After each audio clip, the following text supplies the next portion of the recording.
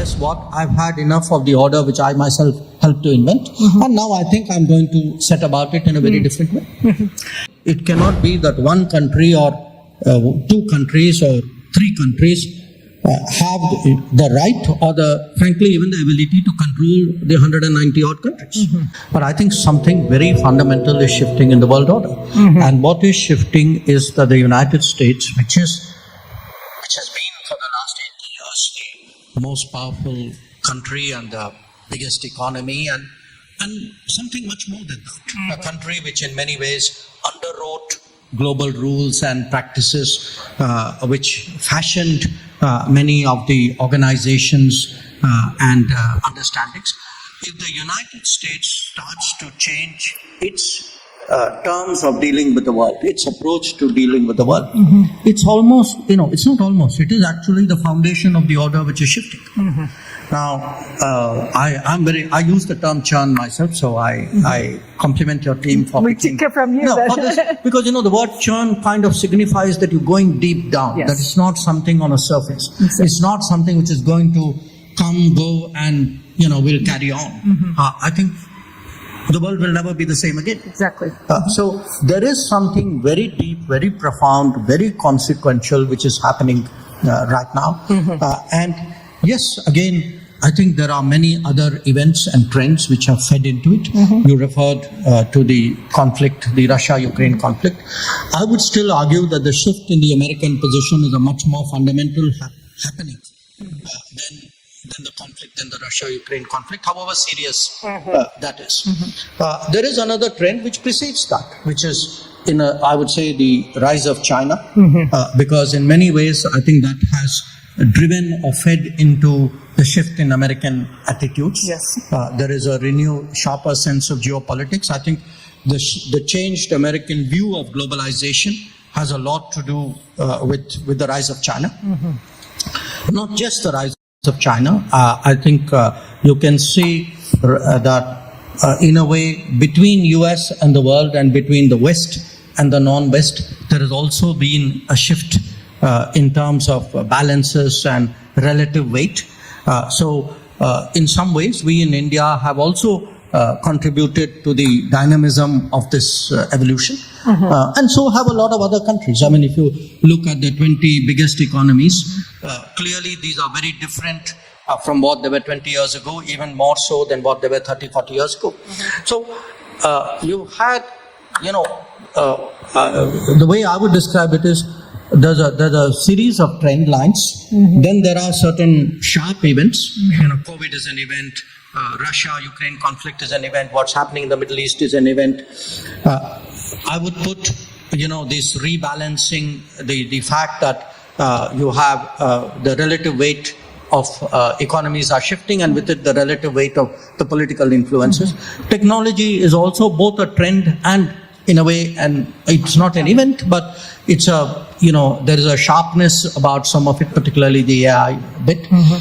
So you have trends, you have events, but most important, you have the foundation of the global order actually at some point saying, guess what? I've had enough of the order which I myself helped to invent, and now I think I'm going to set about it in a very different way. The world is fundamentally diverse. There will be, multiple centers of production, of consumption, of political influence, of capabilities. So inherently, the world should be multipolar. Because if you have 200 odd countries, like 200 minus countries in the world, surely it cannot be that one country or two countries or three countries have the right or frankly even the ability to control the 190 odd countries. So to me, you can say when we didn't use the word multipolar, the earlier conversations, we are actually looking at a very a distorted phase in the world's history. There's a growing feeling that India is today prepared to do a deep trade agreement on an FTA with all countries other than China and the US. We took a courageous decision to walk out of RCEP to protect our industry. Now on the anvil of trade discussions with the US, the problem would be in the agriculture sector, sir. Part of our entitlement of tariffs are under attack, but one thing which gets neglected is that we've got these entitlements as a balance to large agriculture subsidy entitlements of the US and Europe and Japan. If the narrative is going to be to reduce tariffs in the name of reciprocal tariffs or otherwise, without adjusting subsidies, our farmers, especially in poultry, dairy, food grains, are likely to be at a loss, because not only does the US have a large subsidy entitlement, they have the structure where they can put all the subsidy on a single product. So US can put 12,000% of the cost of production subsidy on cotton, and that could be difficult for farmers in India. Yes, the final question. So was there a question there? Yes, sir. How do we protect ourselves in the light of the coming trade negotiations? Okay. So the paradox is our early options were also the ones who were the most competitive. Now, there are reasons why that happened.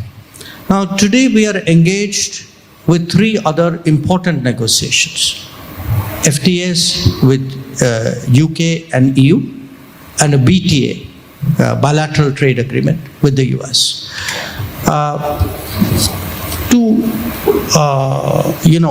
One can look at this partly, obviously one has to look at it primarily economically, but to some extent, they are in many fields perhaps less competitive and more complementary. Not entirely so. Our colleague there flagged some issues which are real and worthy of consideration.